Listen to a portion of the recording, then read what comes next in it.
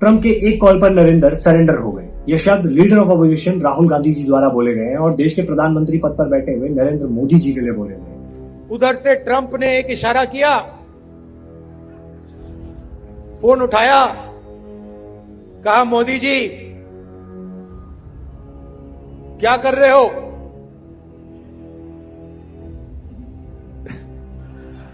Narendra surrender. और जी हजूर करके नरेंद्र मोदी जी ने ट्रंप के इशारे का पालन किया। साथ ही साथ इनकी पार्टी के एक ऐसे नेता है जिनका नाम पवन खेड़ा है, जो कि ये बोलते हुए नजर आते हैं कि देश का प्रधानमंत्री जो है वो कायर है। नाम नरेंद्र, काम सरेंद्र। हमें बोलने में अच्छा नहीं लगता है, देश के प्रधानमंत्री हैं, लेकिन अगर प्रधानमंत्री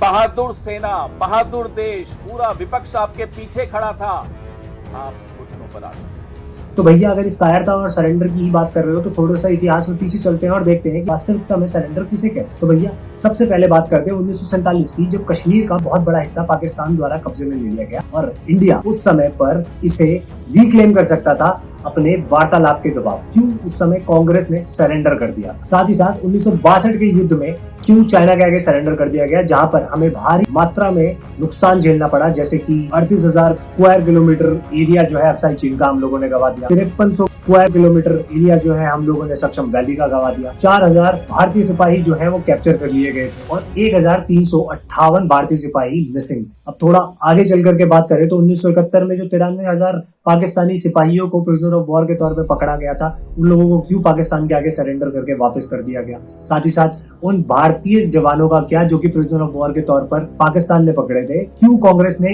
इन जवानों को पाकिस्तान के आगे सरेंडर कर दिया। अगर 1984 की बात करें तो भोपाल गैस कांड में कई लोगों के मारे जाने के बाद जो है वॉरेन एंडरसन के सामने कांग्रेस पार्टी के ही नेता अर्जुन सिंह जो है वो अपने आप को सरेंडर कर देते और वॉरेन एंडरसन को अपना प्राइवेट जेट देकर के अमेरिका भेज देते सेफली। उस सरेंडर के बारे में ये लोग बात नहीं करते। सवाल यहीं पर खत्म नहीं हो जाता और यहाँ पर ये मुद्दा खत्म नहीं हो जाता। ऐसे तमाम बहुत सारी चीजें हैं जिसमें कांग्रेस ने सरेंडर कर दिया था, लेकिन अपने आप को ग्लोरीफाई करने के लिए ये लोग किसी भी हद तक जा सकते हैं। और जिस तरीके की अभद्र भाषा का इस्तेमाल राहुल गांधी कर रहे हैं, मुझे नहीं लगता कि भैया एक प्रधानमंत्री पद का दावेदार जो है इस तरीके की भाषा का इस्तेमाल करता है। ऑफिशियली कभी इंडियन आर्मी ने ये बात बोली कि भैया हम लोगों ने सरेंडर कर दिया, गवर्नमेंट ने ये बात आकर के बोला कि ये सरेंडर कर दिया, लेकिन ये तो भैया राहुल गांधी है, ये तो पाकिस्तान की भाषा बोलेंगे, क्योंकि आसिम मुनीर और शहबाज शरीफ जी ने जो है पीछे से चाबी भरी है, तो भाषा भी जो है पाकिस्तान की ही होगी। तो भैया कहाँ पे surrender?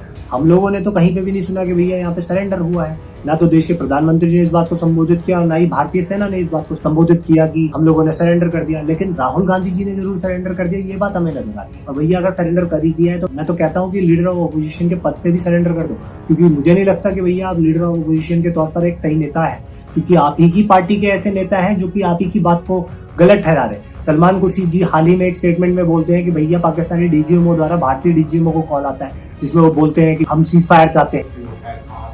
Why did we stop when we did stop? Now it's complete hogwash for anyone to say that we called them first. Why would we call them first? Who was at the receiving end by the time that the calls were made? It is more than clear to everybody that the call came from the DGMO of Pakistan, and it came to the DGMO of India, and we stopped. We stopped when they said let's stop. We then didn't send any further attacks on them. The shelling across the border and across the line of control continued. For at least 3-4 hours, there were violations of the ceasefire once again. वहीं पर जो है शशि थरूर जो है foreign delegation में जाकर के पाकिस्तान की धज्जियां उड़ा रहे हैं और ये बात तो जग जाहिर है। तो खुद पाकिस्तान ने इस बात को एक्सेप्ट कर लिया जहां की आप भाषा बोल रहे हो कि भैया हमारे 11 इंपॉर्टेंट एयर बेसिस तबाह हो गए, हमारे कई आतंकवादी ठिकाने तबाह हो गए, हमारे एयरक्राफ्ट तबाह हो गए जैसे कि JF-17, F-16 falcon, AWACS aircraft और कई सारे एयर डिफेंस सिस्टम भी उनके तबाह हो गए। 60 से ज्यादा मिलिट्री पर्सनल उन लोगों के शहीद हो गए। उसके बावजूद भी राहुल गांधी अपने देश के अंदर इस तरीके का नैरेटिव फैला रहे हैं। कोई भी व्यक्ति इनको बोल सकता है कि ये प्रधानमंत्री पद के लिए एक सही चेहरा है। मैं तो कहता हूँ कि इंडियन नेशनल कांग्रेस की जगह पे पाकिस्तान नेशनल कांग्रेस अपना नाम रख लो और पाकिस्तान में चुनाव लड़ लो, क्योंकि आपकी ये मानसिकता जिसको आप उजागर कर रहे हो, इस मानसिकता के लोग आपको केवल और केवल पाकिस्तान में मिलेंगे एंड 101% श्योर आप लोग वहां पर जीत जाएंगे। और इस मुद्दे पर आप लोगों की क्या राय है वो कमेंट सेक्शन में जरूर रखिएगा कि क्या राहुल गांधी प्रधानमंत्री पद के लिए एक सही चेहरा है जो कि अपने ही देश के बारे में इस तरीके की अभद्र किस्म की अफवाहें फैला रहे हैं, जहां पर वो ये दर्शाने की कोशिश कर रहे हैं कि भैया हमारे देश ने सरेंडर कर दिया।